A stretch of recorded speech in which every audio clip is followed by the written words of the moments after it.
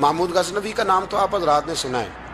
محمود غزنوی کے جو باپ تھے ان کا نام تھا سبکتگین. سبکتگین ایک آدمی کے غلام تھے, مزدوری کرتے تھے, کسی کے یہاں ملازم تھے, شکار کے بڑے شوقین تھے. فرماتے ہیں کہ میں تنخواہ تھوڑی کم لیتا تھا اپنے آقا سے اور اسے کہتا تھا کہ ہفتے میں ایک چھٹی مجھے ضرور دینی ہے, میں نے شکار کھیلنا. اور یہ بھی یاد رکھ لیں کہ شکار ضرورت کے لیے کھیلنا جائز ہے, شوق کے لیے کھیلنا جائز نہیں ہے. آپ شوق کے لیے جانور مار کے گھر آ گئے, شوق کے لیے جانور مارا اور گھر آ گئے. معاذ اللہ تعالیٰ ایسے بھی شہزادے ہیں سیاستدانوں کے, سیٹھوں کے, نوابوں کے, جو کہتے ہیں کہ ابھی وہ کوئی کھانے کے لیے تھوڑی شکار کر رہا ہے, وہ تو نشانہ پکا کر رہا ہے اپنا. معاذ اللہ نشانہ سمجھ کے جانور کو مارا جائے گا. اور یہاں تک باتیں سننے میں ملتی ہیں کہ جانور باندھا جاتا ہے, اس پہ نشانہ کیا جاتا ہے. رسول پاک علیہ السلام نے لعنت فرمائی ایسے شخص پر جو بندے جانور پر نشانہ لگاتا ہے. یہ ہمارے شوق ہیں, یہ بڑائی کی علامت ہے. 4 پیسے آئے ہیں تو لوگوں نے یہ شوق پال لیے, اور بے دریغ جانوروں پر لوگ بندوقیں اٹھائے گھومتے ہیں. سنو, سبکتگین کہتے ہیں میں شکار کا شوقین تھا, لیکن ضرورت کے لیے شکار کرتا تھا. ہفتے میں شکار مار کے لاتا تھا, پھر پورا ہفتہ ہمارے گھر والے اسی کو کھایا کرتے تھے. فرماتے ہیں کہ میں تنخواہ تھوڑی لیتا تھا اپنے آقا سے, محمود غزنوی کے والد سبکتگین, کہ میں بھئی ہفتے میں ایک دن شکار کرنے جاؤں گا. کہتے ایک دن میں جنگل میں شکار کرنے گیا تو کچھ جانور کم نظر آئے. صبح سے لے کر میں گھومنے لگا, عصر کا وقت ہو گیا, کوئی شکار نہ ملا. اب میرے دل کے اندر یہ ڈر تھا کہ اگر مغرب مجھے یہیں ہو گئی تو مجھے کوئی درندہ, کوئی جانور پریشان کرے گا. اسی پریشانی کے عالم میں میں دائیں بائیں دیکھ رہا تھا کہ ہرنی کا ایک بچہ مجھے نظر آیا.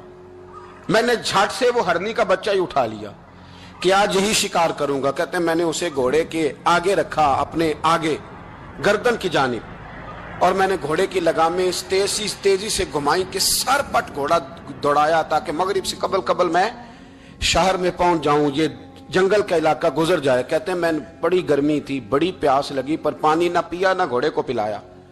سر پٹ دوڑایا اس ڈر سے کہ کہیں ایسا نہ ہو کہ میں جنگل میں مجھے شام ہو جائے. کہتے ہیں جب میں شہر سے باہر پہنچ گیا تو مغرب کا وقت بھی شروع ہو گیا. کہتے ہیں ابھی میں پہنچا ہی تھا, میں نے وہاں گھوڑے کو روکا, خود بھی پانی پیا, جانور کو بھی پلایا. کہتے ہیں ذرا میں نے آنکھ اٹھا کے دیکھا تو جس ہرنی کا میں بچہ لایا تھا وہ بھی دوڑتی ہوئی میرے پیچھے آ گئی. کہتے ہیں وہ پیچھے میرے کھڑی ہے, پتہ نہیں کہاں سے بیچاری دوڑی. میرا تو گھوڑا تھا اور میں نے تو سانس بھی نہیں لیا. 1.5 گھنٹہ 2 گھنٹے میں بھگاتا لایا اس جلدی میں کہ باہر آنا ہے. کہتے ہیں پلٹ کے دیکھا تو اس کی سانس پھولی ہوئی ہرنی کی اور للچائی نظروں سے مجھے دیکھ رہی ہے. دل کے ایک کونے سے آواز آئی کہ آج تو 2 شکار ہو گئے. بچہ تو پکڑا ہی, اس کی ماں کو بھی قابو کرتا ہوں تاکہ ڈبل شکار ہاتھ آئے گا. کہتے ہیں پھر اندر سے میرا درد بولا, اندر سے میرا رحم بولا کہ ایک ماں اپنا بچہ لینے آئی ہے, اور اس طرح تو اسے تکلیف نہیں دی جا سکتی کہ اسے بلیک میل کر کے ماں کو بھی رکھ لیا جائے. کہتے ہیں جب میں نے اس ہرنی کی طرف دیکھا تو اس کی نظروں میں سوال تھا, اس کی نظروں کے اندر سوال تھا, کچھ مانگ رہی تھی. کہتے ہیں میں نے اس بچے کی پشت پر ہاتھ پھیرا, پھر میں نے بچہ چھوڑ دیا. کہتے ہیں اس نے پہلے بچے کو بازوؤں میں لیا, پھر اپنی زبان سے اپنا بچہ چاٹنے لگی. کہتے ہیں پھر وہ جب جنگل کی طرف جانے لگی تو ایک دفعہ اس نے میری طرف دیکھا, دوسری دفعہ اس نے آسمان کی طرف دیکھا. زندگی میں مجھے اتنا سکون کبھی نہیں آیا تھا جتنا آج آیا. کہتے ہیں میں گھر گیا, عشاء کی نماز پڑھی, باوضو میں بستر پہ لیٹ گیا. لوگوں میرے نصیب دیکھو, مجھے مدینے والے محبوب کا دیدار نصیب ہوا. رسول کریم علیہ السلام میری خواب میں آئے, میں رونے لگا. گھر مہک اٹھا, پھول کھلنے لگے, خوشبوئیں بکھرنے لگی. کہتے ہیں محبوب کریم تشریف لائے, اور کیا خوبصورت جملہ ہے. محبوب فرمانے لگے, او سبکتگین, اگر تجھے بادشاہ بنا دیا جائے تو انسانوں کے ساتھ بھی اسی طرح رحم کرے گا نا جس طرح آج ہرنی کے ساتھ کیا ہے. اگر تجھے بادشاہ بنایا جائے تو رویہ یہی رکھے گا یا بدل جائے گا. کہتا ہے میں رو پڑا. میں نے کہا یا رسول اللہ, میں تو غلام بننے کے بھی قابل نہیں, تو بادشاہ کیسے بنوں گا؟ فرمایا تیری آج کی ادا بڑی پسند آئی ہے, عرش کے مالک نے تجھے بادشاہ بنانے کا فیصلہ کر لیا. تیری یہ ادا بڑی بھائی ہے, بڑی پسند آئی ہے. فرماتے ایک ہرنی کے بچے پہ رحم کھایا تھا, رب کریم نے مجھے بادشاہی عطا فرما دی. چاہے وقت کے بادشاہ 10,000 مرتبہ درود و سلام. اللہ اکبر. بس بندہ ارادہ کر لے تو اللہ اسے موقع بھی عطا فرمائی دیتا ہے، اللہ اس کی مدد کرتا ہے۔ 10,000 بار پڑھتے تھے تو نبی پاک علیہ السلام نے کیا خوبصورت بات ارشاد فرمائی۔ محبوب فرمانے لگے 2-4 دن پہلے نا عمر بن عبدالعزیز نے 3,000 درود شریف کم پڑھا ہے، اسے جا کے کہے 500 دینار جرمانہ دے، وہ 500 لے آ، تیرا کام بن جائے گا۔ جناب عمر بن عبدالعزیز کے پاس وہ سید صاحب آئے، کہتے میں سمجھا کسی درویش کا نام بتایا ہے، میں سمجھا کسی خانقاہ کے سجادے کی بات ہے، کسی مسجد کے خطیب کی، کسی ادارے کے محتمم کی بات، لیکن جب میں ان کے علاقے میں آیا میں نے پوچھا عمر بن عبدالعزیز کون ہے، تو لوگوں نے کہا وہ تو ہمارے حکمران ہیں۔ میں نے کہا بادشاہ لے چلو۔ جب میں گیا تو بڑا عالی شان جوبہ، سر پر تاج، دائیں بائیں دربار میں لوگ۔ پھر میرے دل میں خیال آیا میں غلط آدمی کے پاس تو نہیں آ گیا، یہ کون شخص ہے؟ لیکن جب میں لوگوں سے پوچھا کہ یہ عمر بن عبدالعزیز ہی ہے، کہا وہی ہے۔ کہتے میں ان کے قریب گیا، دیکھو راز کھول رہے ہیں۔ کہتے میں کان میں جا کے کہا 10,000 درود شریف پڑھتے ہو؟ کہتے انہیں شاک لگا، جھٹکا، یوں دیکھا تجھے کس نے بتایا؟ میں نے کہا کوئی ہفتہ سوا پہلے 3,000 کم بھی پڑھا ہے۔ کہتے ہیں وہ تو ٹھٹھرنے لگے، فٹافٹ میرا بازو تھاما، کونے میں لے گئے، کہنے لگے یہ تو میری بیوی کو بھی نہیں پتا کہ میں پڑھتا ہوں، یہ تو میرے خاص خادم کو بھی نہیں پتا، یہ تو میرا اور خدا کا، میرا اور مصطفیٰ کا راز ہے، اللہ رسول سے میرا راز ہے، تجھے کیسے پتا چلا؟ تو کہتے ہیں وہ سید صاحب کہتے ہیں میں نے ان سے کہا کہ جن کے ساتھ آپ کا راز ہے مجھے انہوں نے ہی بتایا ہے، رازدار میں ہی بتایا ہے۔ اور محبوب نے فرمایا میں سید ہوں، مجھے گھر میں ضرورت تھی، صدقہ زکوٰۃ لے نہیں سکتا، مجھے حضور نے کہا جا اسے کہہ تجھے 500 دینار دے، کم پڑا درود شریف۔ تو کہتے ہیں حضرت عمر بن عبدالعزیز ایک ستون کے پاس چلے گئے اور ستون پر انہوں نے بازو رکھے، چہرہ رگڑ کے چیخے مار کے روئے، تو وہ میرے حرم، میں غریب بے نوا، تو کجا من کجا، کتھے مہر علی تے کتھے تیری ثنا، گستاخ اکھیں کتھے جاڑیاں، کیسے آقاؤں کا بندہ ہوں رضا، بول بالے میری سرکاروں کے۔ رونے لگے، اتنا روئے کہ ان کی تڑپ سے میں بھی رونے لگا۔ فرماتے ہیں میرے اندر بات تھی کہ یہ درویش ہونا چاہیے تھا، یہ ماجرا کیا ہے؟ فرماتے جناب عمر بن عبدالعزیز جب کچھ ٹھنڈے ہوئے نا طبیعت ان کی، تو بازو سے پکڑ کے مجھے ایک حجرے میں لے گئے، اس کمرے کی طرف سارا محل سارا دربار گزر گیا، اینڈ پہ ایک حجرہ آیا، باہر بڑا خوبصورت اس کے اچھا دروازہ بنا ہوا قیمتی، لیکن فرماتے ہیں جب کھول کے اندر گئے تو اندر کچا مکان، ایک مٹکا، 2 پیالے مٹی کے، کچھ بڑے بڑے سامان پڑے ہوئے، رسیاں پڑی ہوئی ہیں، سینے کا سامان ہے، کھجور کی چھال پڑی ہے، کچھ ٹوپیاں پڑی ہیں۔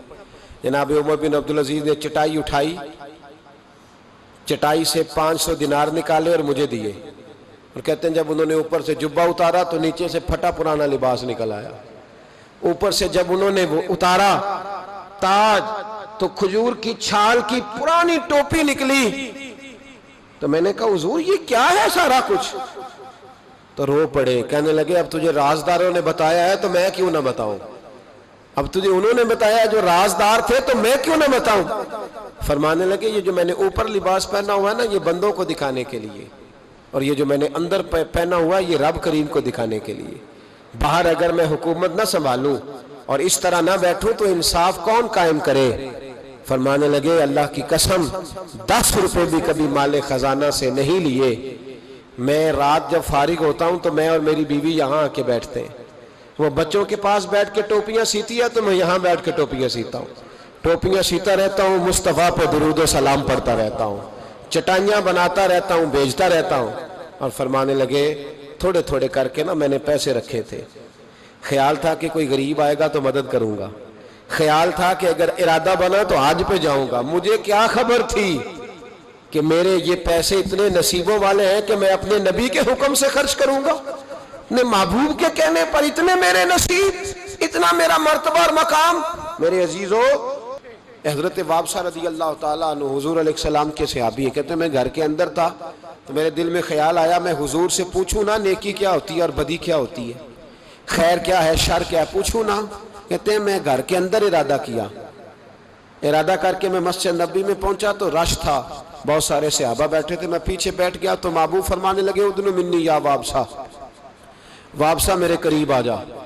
فرماتے ہیں میں آ کے درمیان میں بیٹھ گیا تو حضور مسکرا کے فرمانے لگے چل اور قریب آ جا، اور قریب آیا تو حضور کہنے لگے ادنو منی، چل یار اور قریب آ جا۔ کہتے میں اتنا قریب آیا کہ میرے گھٹنے حضور کے مقدس گھٹنوں سے مس ہونے لگ گئے۔ حضور نے فرمایا کیسے آئے ہو، کیسے آئے؟ کہتے ہیں میں بولنے ہی لگا تھا کہ حضور فرمانے لگے تو بتائے گا کیا پوچھنے آیا کہ میں بتاؤں؟ موج ہے آج، محبوب کا دروازہ رحمت کھلا، فرمایا میں نہ بتاؤں تو کیا پوچھنے آیا تھا؟ کہا حضور آپ بتائیں تو پھر تو کمال ہو جائے۔ تو محبوب نے فرمایا تو نے زبان سے تو نہیں کہا پر دل میں تو سوچ کے آیا تھا، آج حضور سے پوچھوں گا نیکی کیا ہوتی ہے بدی کیا ہوتی ہے۔ کہتے میرا چہرہ کھل اٹھا، میں نے کہا حضور واقعی آپ اللہ کے سچے رسول ہیں، یہی پوچھنے آیا تھا۔ نبی پاک نے میرے سینے پہ ہاتھ مارا، میں جا میں نے تیرے دل کو دین کا عالم بنا دیا ہے، اپنے دل سے پوچھ لے، تیرا دل ہی تجھے فتویٰ دے دیا کرے گا۔ آج کے بعد تیرا دل تجھے بتائے گا کہ نیکی کیا ہے اور بدی، بولیے نیکی کیا ہے اور بدی کیا ہے، تیرا دل تجھے بتائے گا، اس سے فتویٰ لے لے، پوچھ لے نیکی کیا ہے بدی کیا ہے۔ ہم نہ سیاست سے بادشاہی لینا چاہتے ہیں، سیاستدانوں کے اپنی جیب سے اشتہار چھپوا کے بادشاہی لینا چاہتے ہیں، ڈیرا بنا کے بادشاہی لینا، نہ بادشاہی تو رحم کرنے سے ملتی ہے، بادشاہی تو شفقت کرنے سے ملتی ہے، بادشاہیاں تو اللہ کی مخلوق سے پیار کرنے سے ملتی، بادشاہیاں حضرت امام احمد بن حنبل رحمۃ اللہ تعالی علیہ فرماتے میں نے ماوراء النہر ایک محدث کا تذکرہ سنا کہ وہ میرے محبوب کی حدیثیں بیان کرتے ہیں، تو کہتے ہیں میں شوق علم میں ان کی بارگاہ میں پہنچا، جب میں گیا تو کتے کو کھانا کھلا رہے تھے، میں نے سلام لی تو انہوں نے جواب تو دیا پر کوئی اتنی توجہ نہیں کی میری طرف، میرے دل میں خیال آئیے محدث ہیں اور کتے کے ساتھ اتنا پیار کر رہے ہیں، میری طرف دیکھا ہی نہیں۔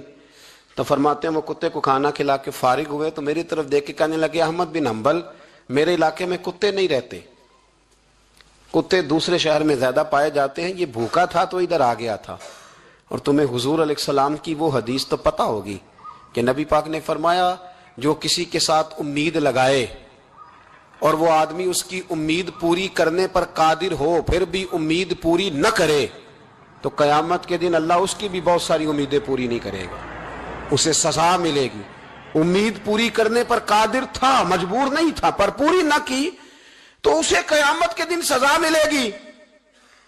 تو فرمایا یہ کتا امید لگا کے آیا تھا میرے گھر میں کھانے کی، تو اگر میں پوری نہ کرتا تو پھر حضور کی اس حدیث پر عمل کیسے ہوتا، اور پھر مجھے حدیثیں بیان کرنے کا مطلب کیا سمجھ میں آتا۔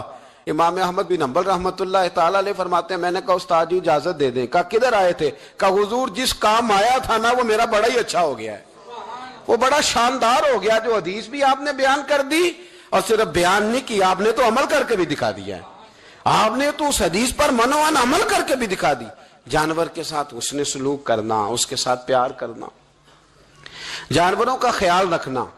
کچھ جانور موذی ہوتے ہیں، شریعت نے انہیں مارنے کی اجازت دی ہے، اجازت دے دیا، جو جانور تکلیف دیتا ہے اذیت دیتا ہے اسے مارا جا سکتا ہے، اس کو ہٹایا جا سکتا ہے، لیکن جانور کے حقوق کا لحاظ کرنا، اس پر رحم کھانا، اس پر توجہ دینا۔ میں برطانیہ کے ایک شہر کی طرف جا رہا تھا تو رستے میں نا ٹریفک بند ہو گئی، تو آپ کو پتا ہے میپ وغیرہ نکل آئے ہیں تو میپ سے پتہ چل جاتا ہے کہ کس روڈ پہ رش زیادہ ہے کس پہ رش کم ہے۔ تو میں نے اپنے ڈرائیور سے یہ شکوہ کیا کہ میاں تم تو کہتے ہو یہ رستہ صاف ہے، یہ تو یہاں تو ٹریفک ہے۔ کہنے لگا حضرت صاحب پہلے نہیں تھی، ابھی ہوئی ہے تو پتہ کر لیتا ہوں۔ اس نے نیٹ پر کوئی چیز لگائی تو جواب یہ آیا کہ روڈ پہ نا آگے کتے کا ایکسیڈنٹ ہو گیا ہے اور ایمبولینس آ رہی ہے کتا اٹھانے کے لیے، تو جیسے ہی کتا اٹھا کے لے جائے گی نا روڈ کھول دیا جائے گا۔ مجھے نا شرم آئی، مجھے احساس نے مجھے پریشان کر دیا۔ وہ کہنے لگا حضرت میں نے کوئی ایسی بات تو نہیں کر دی، آپ تو پریشان ہو گئے۔ میں نے کہا یار پریشان اس لیے ہوا ہوں کہ کافروں کا ملک ہے، کتے کا ایکسیڈنٹ ہوا ہے تو ایمبولینس کتا اٹھانے آ گئی ہے، اور مسلمانوں کے ملک میں کتا اگر روڈ پہ ایکسیڈنٹ ہو جائے تو وہ گاڑی کے ٹائروں کے ساتھ مسئلہ تو جاتا ہے اور مرے ہوئے کو بھی سائیڈ پہ کوئی نہیں کرتا۔ میرے وطن عزیز میں، میرے ملک کے اندر کتا اگر اس کا ایکسیڈنٹ ہو گیا تو ٹائروں کے ساتھ ہی وہ جائے گا، یعنی 10 دینے والا M A B A B B A M S C M Phil P H D کی ڈگری رکھنے والا، اب مالدار غریب لوگ تو نہیں نا گاڑیاں ڈرائیو کر رہے ہوتے، مالدار پڑھے لکھے لوگ وہ اپنے ٹائروں کے ساتھ اس کتے کے اوپر سے گزریں گے، لیکن کچھ چھڑی لے کے اس کو سائیڈ پہ نہیں کریں گے۔ پر ہمارے کوئی فلسفے سنے تو ہم سے زیادہ اچھا بیان ہی کوئی نہیں کر سکتا، ہماری کو لب و لہجہ دیکھے تو ہم سے زیادہ اچھی نصیحت کرے گا کوئی نہیں۔ لیکن اس کو ایک جگہ پہ میں نے کہا ایک سنگی سے کہ یار ذرا تھوڑا رکو، اس کو سائیڈ پہ کر دو، تو کہنے لگے مین روڈ پہ کیسے رکیں؟ تو میں نے کہا ہیلمٹ گر جائے تو فٹافٹ رک جاتے ہو، تھیلا گر جائے نا کبھی سامان والا تو یوں کر کے گاڑیاں بلاک کر دیتے ہو، اگرچہ وہ 150 روپے کا ہی مال کیوں نہ ہو، اور کتے کی خاطر نہیں نیچے اتر سکتے، اس کو تھوڑا سا ہٹایا نہیں جا سکتا۔ لیکن ہمارے رویے ہیں، ہمارا مزاج ہے، ہم ان چیزوں کو سمجھتے نہیں۔ امیر ملت، اور اگر میں کہوں بانی پاکستان تو میں ٹھیک کہوں گا۔ بانی لارڈ تھا ایک اس وقت انگریزوں کا بڑا، پیر جماعت علی شاہ صاحب محدث علی پوری بھی پاکستان کی تحریک چلا رہے تھے اور قائد اعظم بھی چلا رہے تھے۔ تو لارڈ نے قائد اعظم سے کہا تھا کہ قائد اعظم مجھے تیری سیاست سے اتنا ڈر نہیں آتا جتنا جماعت علی شاہ کے دین سے ڈر آتا ہے، اتنا مجھے، میں آن دی ریکارڈ بات کر رہا ہوں ذمہ داری کے ساتھ، کہ تیری سیاست سے میں اتنا نہیں ڈرتا جتنا جماعت علی شاہ کے دین سے ڈرتا ہوں، اس لیے کہ یہ جب دین کا نام لے کے پاکستان کی بات کرتا ہے تو لوگوں پہ جادو طاری کر دیتا ہے، اس لیے میں تیری سیاست سے زیادہ اس کے دین سے ڈرتا ہوں۔ امیر ملت پیر جماعت علی شاہ صاحب، ان کو ابو العرب بھی کہا جاتا، ان زمانوں میں عرب میں غربت آئی تو یہاں سے ہندوستان سے چندے اکٹھے کر کر کے پیر جماعت علی شاہ صاحب لے جایا کرتے۔ مدینہ شریف میں آج بھی جماعت منزل موجود ہے، پیر صاحب کی اپنی رہائش تھی۔ امیر ملت پیر جماعت علی شاہ صاحب نا مدینے میں گزر رہے تھے تو بڑے بڑے مرید ساتھ تھے۔ اس زمانے میں لوگ ہاتھوں میں چھڑی رکھا کرتے تھے، جانور اکثر ہوتے تھے تو چھڑیاں ہاتھوں میں ہوتی تھیں، تو پیر صاحب گزر رہے تھے، بوڑھے آدمی تھے، مرید ساتھ تھے، تو ایک کتا دوڑا دوڑا آ گیا۔ جب وہ پیر صاحب کے قریب سے گزرنے لگا تو ایک مرید نے نہ کتے کی ٹانگ پہ ڈنڈا مارا، پیچھے ہٹ جا، کپڑوں کو نہ لگ جانا۔ کتا چونکنے لگا، رونے لگا، اور جب بھاگا نا تو لوگ کہتے ہیں ہم نے عجیب منظر دیکھا، 100 سال کے پیر جماعت علی شاہ صاحب پگڑی ہاتھ میں پکڑی اور کتے کے پیچھے بھاگنا شروع کر دیا، دوڑ کے کتے کو اٹھا کے لائے اور یوں اس کو سینے سے لگایا۔ پھر پیر صاحب نا اس کتے کو اپنی رہائش گاہ پہ لے گئے، پھر اپنی پگڑی کھول کے نا تو اس کی پٹی کی، پھر دودھ کا پیالہ اس کے آگے رکھا۔ جب کتے نے دودھ پی لیا تو پیر جماعت علی شاہ صاحب نے ہاتھ باندھے، کہنے لگے مدینے کے کتے، نبی پاک کی بارگاہ میں میری شکایت نہ کر دینا، حضور کی بارگاہ میں شکایت نہ کرنا کہ یا رسول اللہ یہ آتے ہیں حاضری دینے اور ہمیں تکلیف دیتے ہیں، میری شکایت نہ کرنا مصطفیٰ کریم کی بارگاہ میں، میں نے نہیں اسے کہا تھا، اس سے بھول ہو گئی، میں معافی مانگتا ہوں۔ محمد علیہ السلام کی غلام حضرت ابو ہریرہ رضی اللہ تعالیٰ عنہ فرماتے ہیں، مشکات میں موجود ہے، فرمایا کہ چڑیا آئی اور آ کے میرے نبی کے کندھوں پہ بیٹھ گئی، جانے اس چڑیا نے کیا کہا کہ محبوب کی آنکھوں میں آنسو آ گئے، حضور روئے اور فٹافٹ حضور اٹھے، فرمایا کون اس کے بچے اٹھا کے لایا ہے، کس نے اس کے بچے اٹھائے، کون ہے، جلدی بتاؤ۔ تو حضرت ابو ہریرہ کہتے ہیں کہ صحابی ہے کہ یا رسول اللہ مجھے ذرا پسند آ گئے تھے تو میں اٹھا لایا ہوں، حضور نے فرمایا اسے واپس کر دے، ورنہ یہ ایک میری بارگاہ میں شکایت کر رہی ہے تو قیامت میں بھی تیری شکایت کرے، اور جا وہیں رکھ کے آ جہاں سے تو اٹھا کر کے لایا تھا۔ میرے دوستو، دین اتنے اعلیٰ حقوق بیان کرے جانوروں کے اور انسان اس سے آگے بڑھ کے انسانوں کے ساتھ سلوک کرے۔ میرے عزیزو، وہاں درد تھا، وہاں سوز تھا، وہاں پیار تھا، وہاں محبت تھی، لیکن ہمارے رویے انسانوں کے حق میں تو کیا، جانوروں کے حق میں سخت سے سخت تر ہوتے جا رہے ہیں۔ ہم نے اپنے شوق سے جانور لڑانے شروع کر دیے، کبوتر اڑانے شروع کر دیے، تباہی پر تباہی کا ماحول ہم فراہم کرتے جا رہے ہیں۔ ان سے پیار کریں، ان کو آسانی دینے کی کوشش کریں، انہیں قید نہ کریں، انہیں رہا کریں، ان پر وہ والی نظر کریں جو میرے رسول رحمت علیہ الصلوۃ والسلام نے ہمیں سکھائی ہے، ان پر زیادہ بوجھ نہ ڈالیں۔ آپ تو اس خوبصورت دین کے ماننے والے ہیں جس دین کے رسول نے چھوٹی چھوٹی چیزوں کی بابت سمجھداری کا مظاہرہ کرنے کا حکم دیا۔ جانوروں نے تو میرے نبی پاک کی غلامی بڑی کی ہے، مطلب جانور حضور سے بڑا پیار کرتے تھے، بڑا پیار کرتے تھے۔ حضور کا ایک گدھا تھا جس کو دراز گوش کہا جاتا ہے، اس کے لمبے لمبے کان تھے تو دراز گوش شریف، حضور کسی کو بلانے بھیجتے تھے تو صحابی کے دروازے پہ جا کے سر مارا کرتا تھا، اور صحابہ کہتے جب منہ سے دیکھتے تو سمجھ آتا تھی نبی پاک نے بلایا ہے. حضور کی ایک اونٹنی تھی نبی پاک علیہ السلام. تو میرے مصطفیٰ کریم علیہ السلام آواز دیتے تھے تو بیٹھ جاتی تھی, بلاتے تھے تو آ جاتی تھی. حضور کا وصال ہوا تو سیدہ فاطمہ کے دروازے پہ جا کے بیٹھ گئی, اور جب تک نہیں اٹھی جب تک اس اونٹنی کی روح پرواز نہیں کر گئی. میرے نبی پاک علیہ السلام کے ساتھ تو یہ ایک بکری, سیدہ عائشہ کہتی ہے ہم نے گھر میں رکھی ہوئی تھی, تو وہ بکری اٹھتی بھی تھی, آتی جاتی بھی تھی, کبھی کبھی آواز بھی نکالتی تھی, پر جتنی دیر نبی پاک گھر میں رہتے تھے وہ ادب کے ساتھ چپ رہتی تھی, وہ آواز نہیں نکالتی تھی, کوئی حرکت نہیں کرتی تھی, وہ خاموش رہتی تھی. مصطفیٰ کریم کا ادب کرتی تھی. جانوروں سے حضور نے پیار کیا, جانوروں نے میرے نبی کا ادب کیا. غار ثور میں سب سے زیادہ جس کان نے کافروں کی آنکھوں پہ پٹی باندھی وہ کبوتری کے انڈے ہی تو تھے, وہ کبوتری کے انڈے ہی تو تھے. اس نے آ کے جالا, وہیں فوری طور پر آ کے مکڑی نے جالا بنا, اس کے اندر کبوتری نے انڈے دیے. اور جب ابو جہل کہنے لگا نا اندر گھسو, دیکھو اندر جا کے غار کے, تو اس کے اپنے ہی لوگ اسے کہنے لگے تو پاگل ہو گیا ہے, اگر کل یہاں سے کوئی گزرا ہوتا تو یہ جالا جو تھا یہ ٹوٹا ہوا ہوتا, یہ انڈے گرے ہوئے ہوتے, پتہ نہیں کب سے کوئی اندر نہیں گیا, تبھی تو یہاں جالا تنا ہوا ہے مکڑی نے, تبھی تو یہاں انڈے ہیں. اور میرے بھائیوں ان جانوروں نے امداد کی, انہوں نے مدد کی. حضرت خالد بن ولید رضی اللہ تعالیٰ عنہ ایک گھوڑے پر سوار تھے, گھوڑے پر جنگ ہو رہی تھی تو گھوڑا تھک گیا. اب خالد بن ولید تو اللہ کی تلوار تھے, وہ تو تھکتے ہی نہیں تھے. گھوڑا تھک گیا, اب دوسری سواری دور تھی, تو جناب خالد بن ولید گھوڑے کی کان میں کہنے لگے اگر تو نے آج میرا ساتھ نہ دیا تو میں قیامت کے دن اللہ کی بارگاہ میں تیری شکایت کروں گا کہ اللہ اس نے میرا جہاد میں ساتھ ہی نہیں دیا. جناب خالد بن ولید کے ساتھ والے کہتے ہیں کیا کان میں آپ نے کہا کہ گھوڑا اتنا بھاگتا تھا کہ پیچھے مڑتا ہی نہیں تھا, وہ سرپٹ دوڑتا تھا. جناب خالد بن ولید نے وہ جنگ جب فتح کی تو لوگوں نے کہا حضور بڑا کمال کیا, فرمانے لگے آدھا میرا ہے آدھا میرے گھوڑے کا ہے, یہ شریک ہے اس جہاد میں برابر کا, اس نے تعاون کیا ہے. تو یہ مخلوق اللہ کی تو شامل حال رہی, انہوں نے تو امداد کری میرے بھائی. اور ہمارے رویے ان کے بارے میں اتنے سخت ہو گئے, اتنے زبردست ہو گئے. دیکھو نا, میں اس ملک میں اس وطن کی بات کرتا ہوں جو دین کے نام پہ بنا ہے, اور جہاں گھوڑوں کو اب نچایا جانے لگا ہے. اب گھوڑے نچانے کے لیے پیدا کیے گئے. میں بتا چکا ہوں کہ یہ تو سواریوں کا جانور تھا, اس کو نچایا جاتا ہے. یہ چودھری ہونے کی علامت ہے, یہ مالدار ہونے کی علامت. یہ سیٹھ کے بچے کی شادی ہو تو گھوڑے نچائے جائیں گے. یہ ملنگ تلنگ جو میلے ٹھیلے کرتے ہیں, جب بابے کا عرس لگے گا تو گھوڑا نچایا جائے گا. بھی جانور اس لیے یہ خرافات ہیں ساری, یہ دین کے مترادف ہیں. ان باتوں کو سمجھیں, ان پر عمل کریں.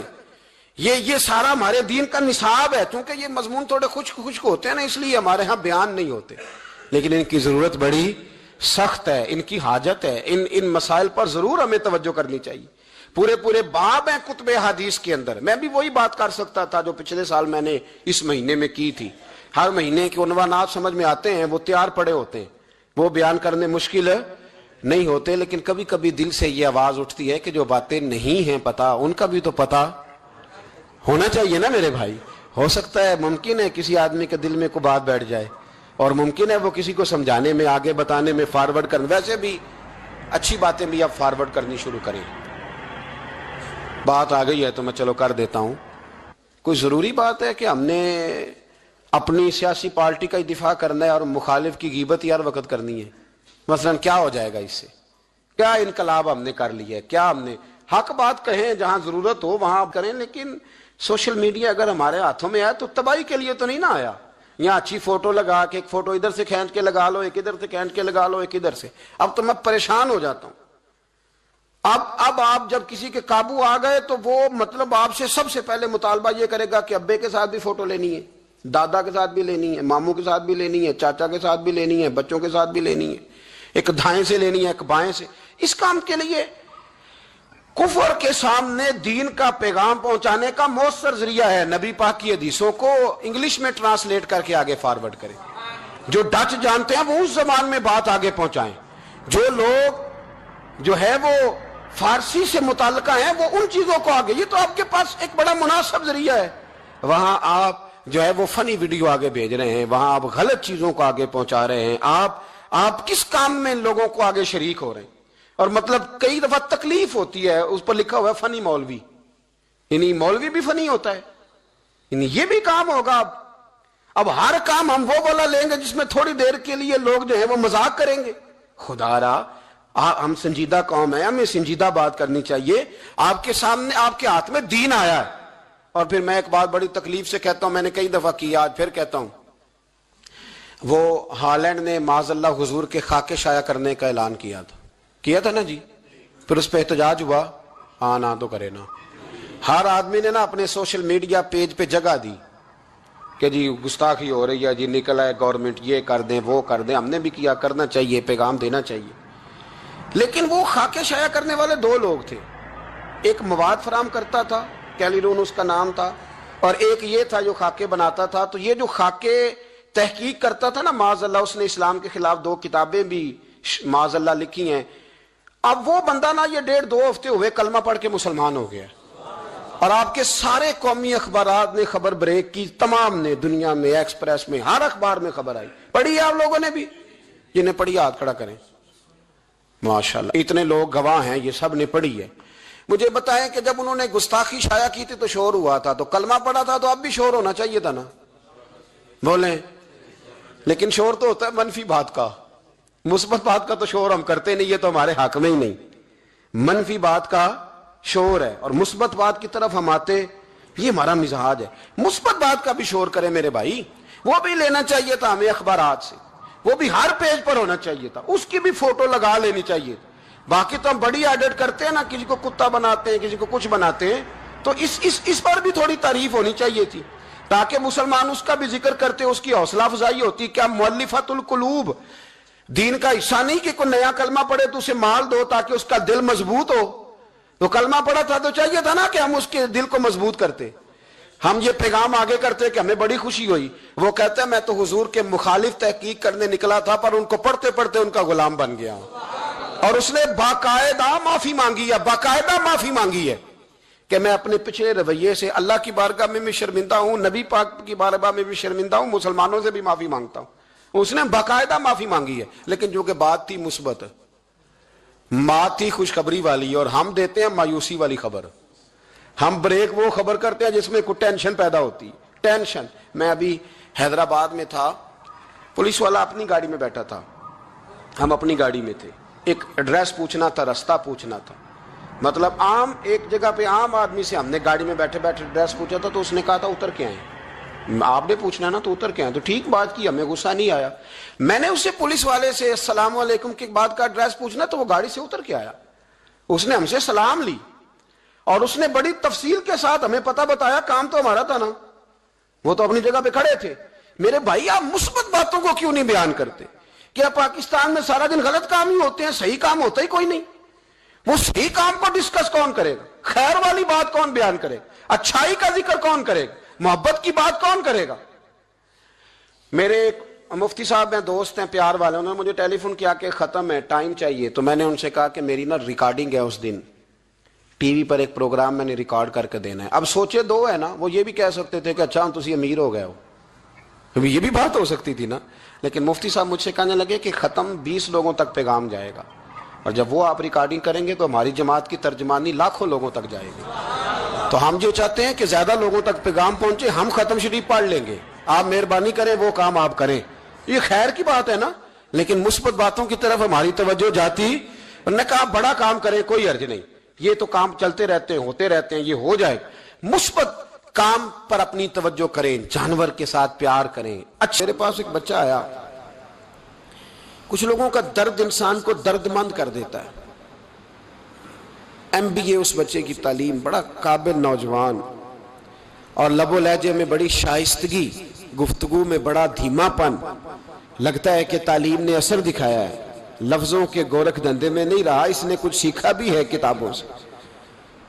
اس نے ایک مسئلہ پوچھا، کہنے لگا اگر کوئی والد ساری جائیداد اپنی بیوی کے نام کرا دے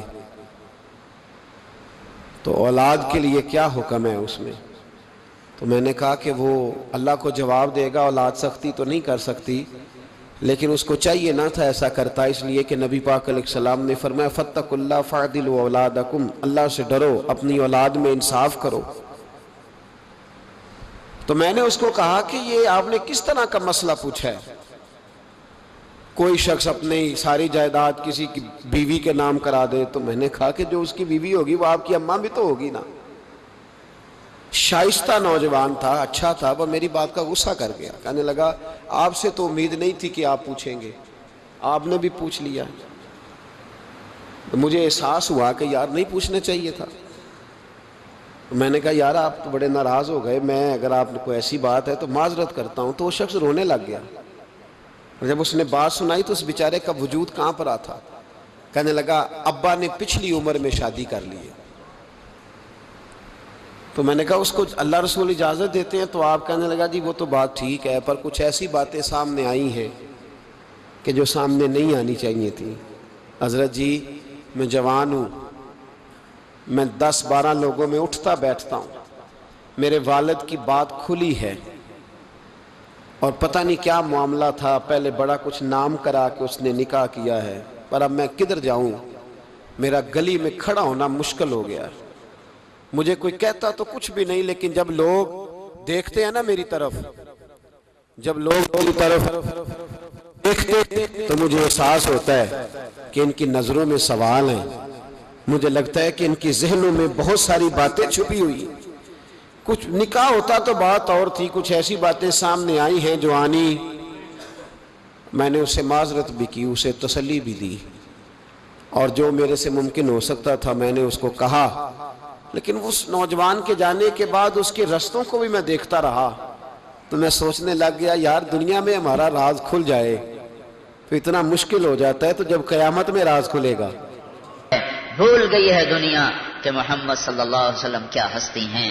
جانتے ہی کوئی نہیں, جانتے ہی کوئی نہیں کیا ہستی ہے, کتنا عظیم انسان ہیں, کتنے عظیم رسول ہیں, کتنے عظیم محبوب ہیں, کتنے اللہ تعالیٰ کے قریب ہیں. میرے بھائیو یہ تعارف بھی ہمارے ذمے ہے, ساری دنیا کے انسانوں تک اللہ تعالیٰ کے محبوب کی پاک زندگی کو پیش کرنا. ایک دفعہ نا حضور پاک صلی اللہ علیہ وسلم نے ارشاد فرمایا, مجھے میرے اللہ نے ساری دنیا کے انسانوں کے لیے بھیجا ہے, تمہارے ذمے ہے میرا پیغام آگے پہنچانا. ان اللہ بعثنی کافۃ للناس رحمۃ فادعوا عنی. ساری دنیا کے انسانوں تک اللہ تعالیٰ, ساری دنیا کے انسانوں کے لیے اللہ نے مجھے نبی بنا کے بھیجا ہے. جو 20 سال پر محیط ہے, اور مدینے کی گلیوں سے نکلا اسلام, اور چلتے چلتے چلتے ہمارے علاقے میں مکران تک پہنچا, ادھر چین میں کاشغر تک پہنچا, یورپ میں استنبول کے دروازوں تک پہنچا, ادھر اسپین سارا, پرتگال سارا, جنوبی فرانس تک پہنچا, ادھر شمالی افریقہ میں تیونس, الجزائر, لیبیا, مراکش, یہ سارے کا سارا. یہ 90 برس کے اندر یہ دائرہ کھینچا گیا ہے. 90 برس میں صحابہ تابعین, صحابہ کا دور تو خلافت راشدہ کے ساتھ ہی تقریباً ختم ہو جاتا ہے, اکثریت صحابہ دنیا سے اٹھ گئے, تھوڑے رہ گئے. جس لشکر نے افریقہ پہ حملہ کیا اس میں 19 صحابہ تھے یا 17 تھے.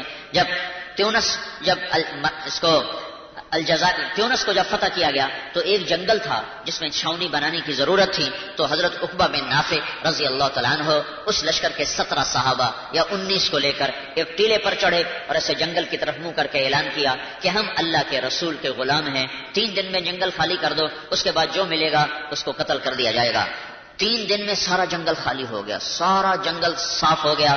وہاں انہوں نے مسجد بنائی جو مسجد آج تک کھڑی ہوئی ہے. 90 برس کا یہ دائرہ ہے جس میں اللہ تعالیٰ نے قیامت تک اس امت کو ایک سبق دیا ہے کہ اگر تمہارے سینوں میں درد ہو تو نہ کوئی جہاز ہے, نہ راکٹ ہے, نہ ریل گاڑیاں ہیں, نہ موٹریں ہیں, نہ ٹرک ہیں, نہ بسیں ہیں, پیدل, خچر, گھوڑے, اونٹ, گدھے اور فاقوں کے ساتھ چل چل چل چل 90 برس میں مشرق, مغرب, شمال, جنوب کے انسانوں کو اللہ پاک کا پیغام پہنچاتے پہنچاتے راستے میں ان کی قبریں بن گئی.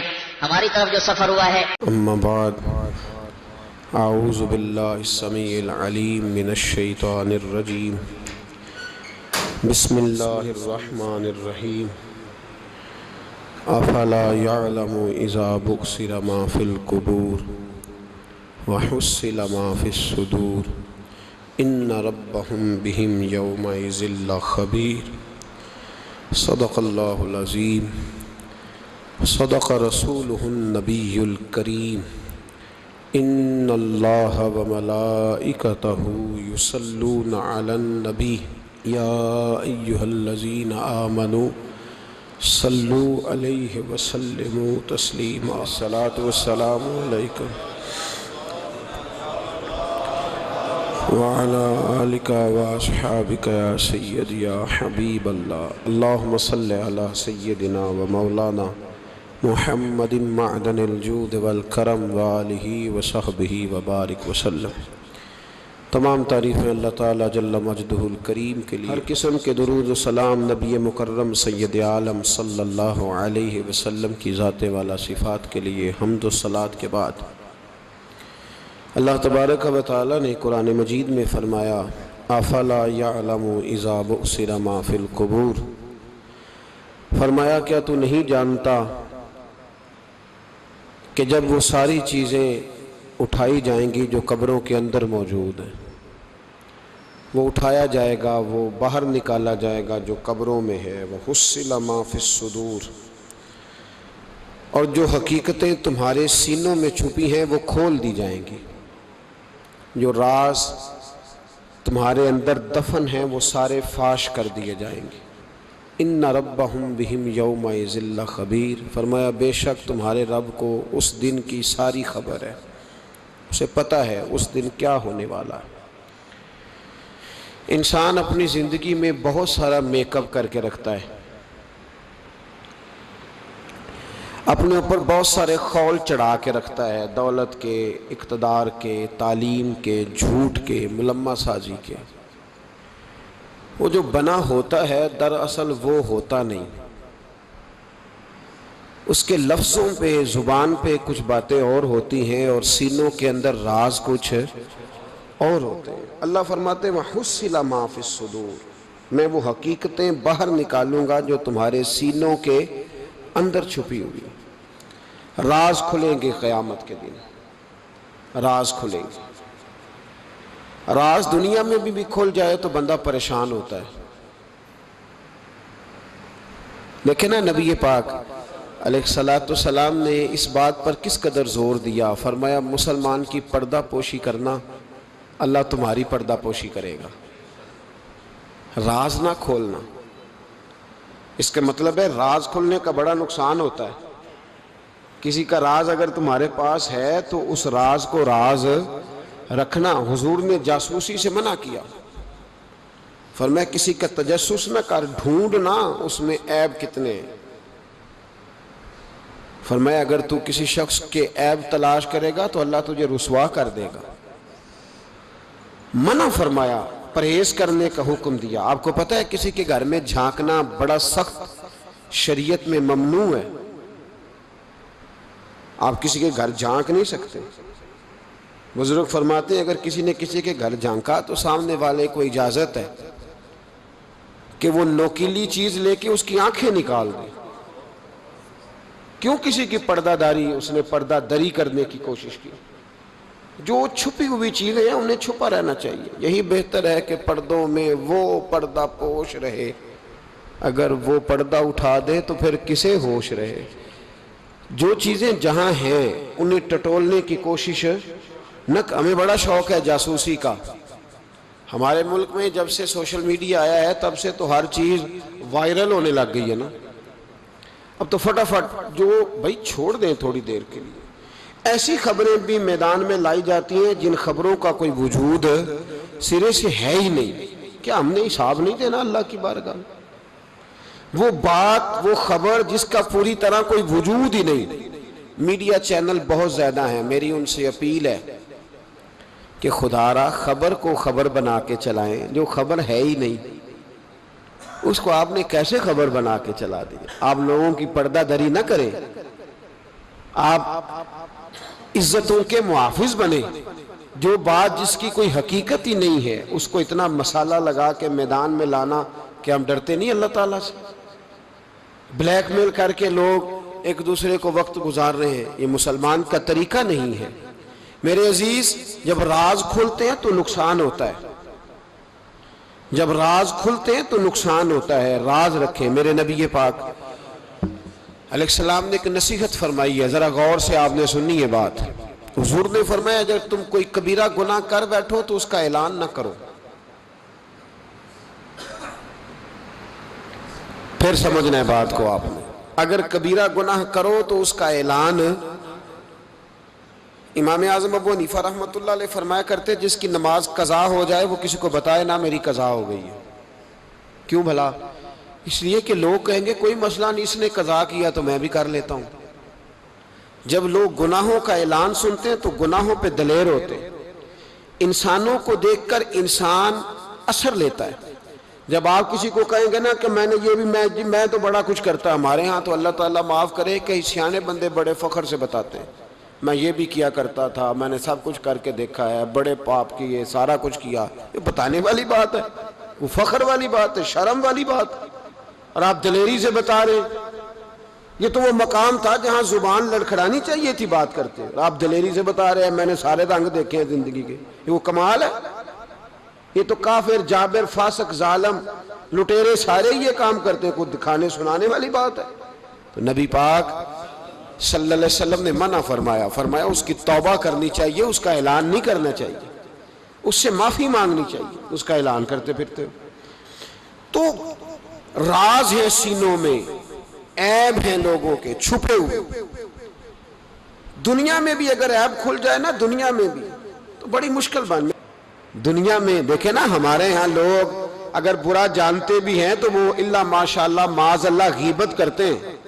سامنے آ کے بات، یہی مزاج ہے نا معاشرے کا کہ لوگ بہت بڑا ظلم کرتے ہیں، اپنی جان پر غیبت کرتے ہیں. سامنے آ کے بات تو قیامت میں تو ہر چیز سامنے ہوگی، ہر چیز سامنے آ جائے، کھل کے بات سامنے آئے.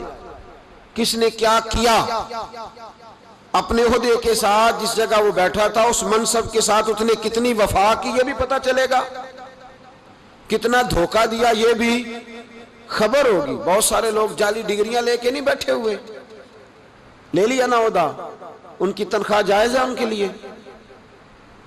بولے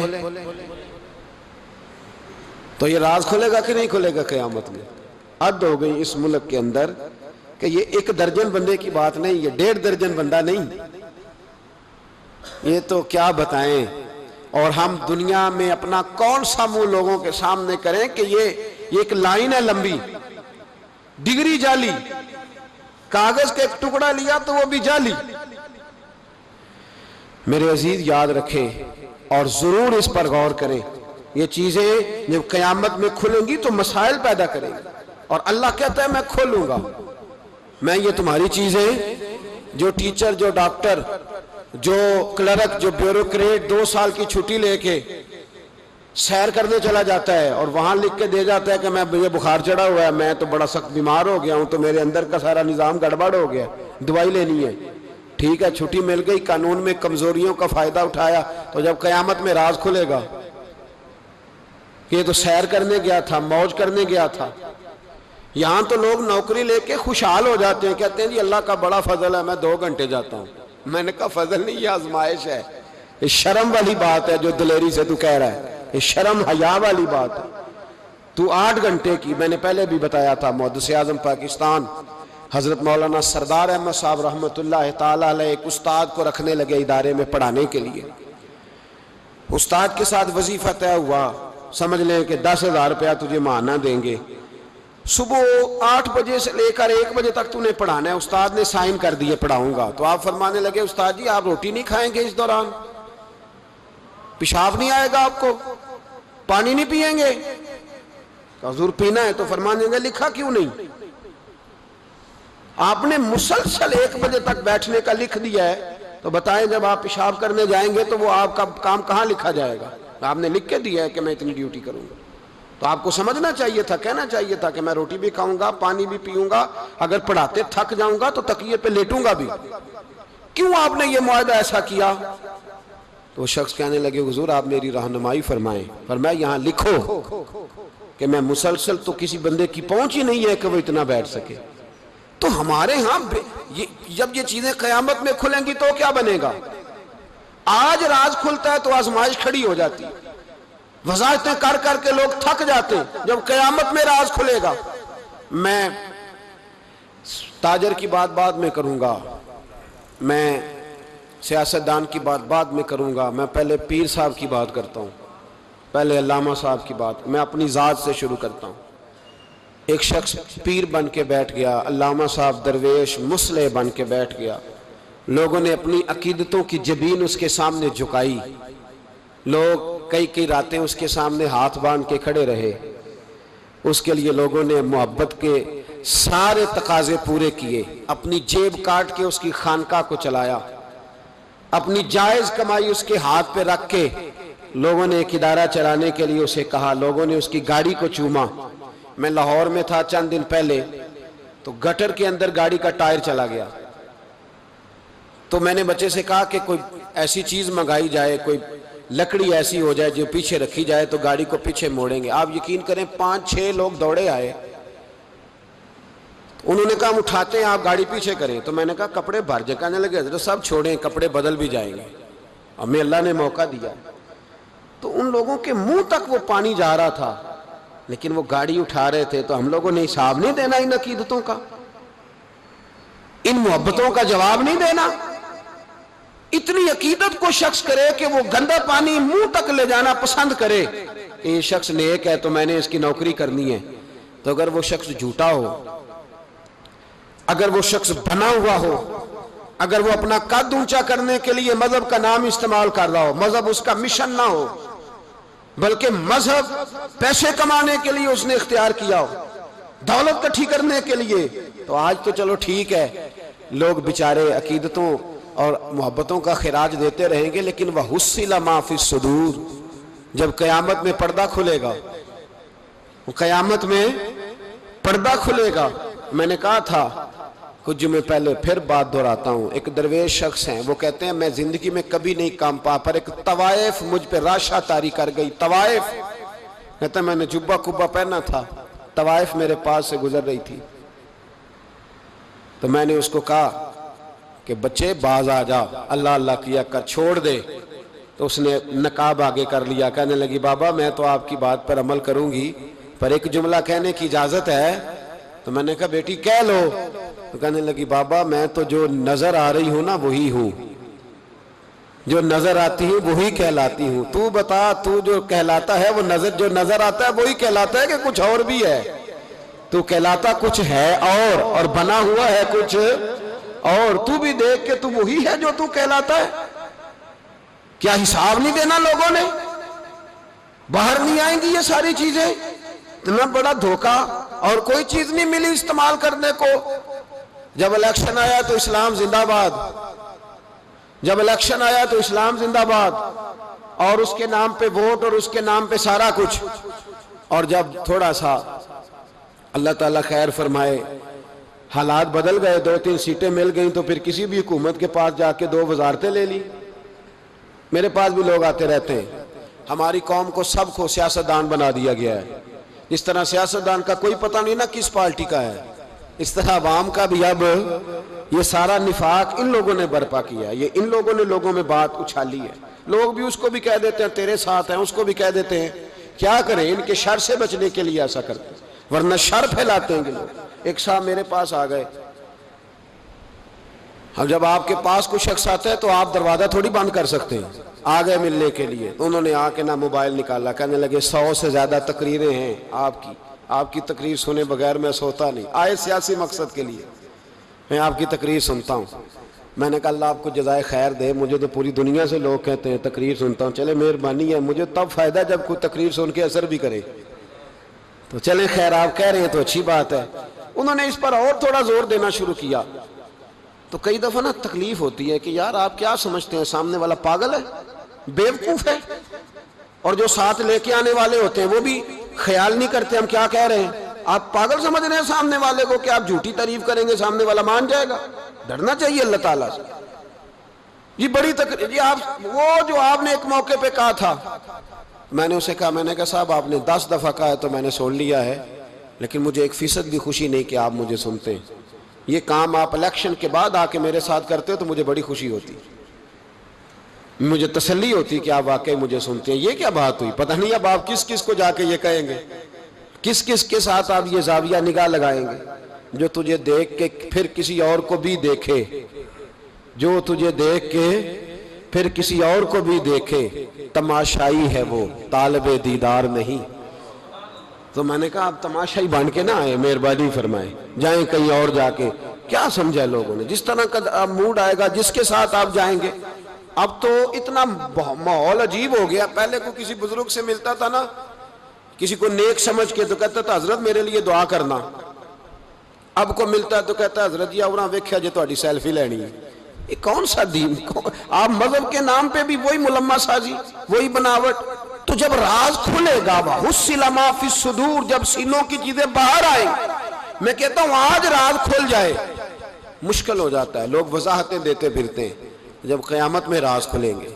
सबसे पहले दीनदार शख्स को देखना चाहिए। मेरे नबी पाक अलैहिस्सलाम ने फरमाया सबसे पहले जहन्नम में रियाकार आलिम दीन को डाला जाएगा। आलिम को सबसे पहले दोज़ख में डाला जाएगा, इसलिए कि उसने अपना कद ऊंचा करने के लिए दीन को टिश्यू पेपर बनाया। ये तो बात हो गई दीनदारों की। अबू दाऊद शरीफ में, तिरमिजी में हदीस है, नबी पाक अलैहिस्सलाम ने फरमाया कुछ लोगों की पुश्तों पर अल्लाह क़यामत में झंडे गाड़ देगा। पुश्त होती है ना, पुश्त, मकद, सुरीन, इस पर अल्लाह झंडा गाड़ देगा, वजूद के साथ लगा देगा। हदीस सही अर्ज कर रहा हूं, हजरत अनस बिन मालिक रज़ी अल्लाह तआला अन्हु हदीस के रावी है, फरमाया झंडा पुश्त के साथ गाड़ दिया जाएगा और ऊंचा झंडा होगा कद से। तो लोग सारे कहेंगे या अल्लाह ये कौन है, कौन है ये? तो रब करीम फरमाएगा ये अपनी कौम का गद्दार है, ये अपनी कौम का, इनके झंडे यहां नहीं लगेंगे, इनके झंडे वहां भी लगेंगे।